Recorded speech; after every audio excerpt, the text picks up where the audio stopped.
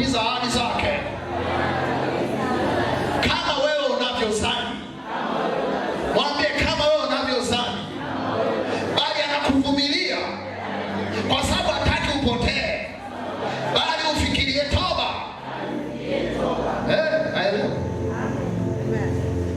Aelewe. Si kwamba Mungu anatamani biashara yako ipotee. Si kwamba Mungu anapenda watoto wako wapotee. Si kwamba Mungu anapenda ndoa yako ipotee.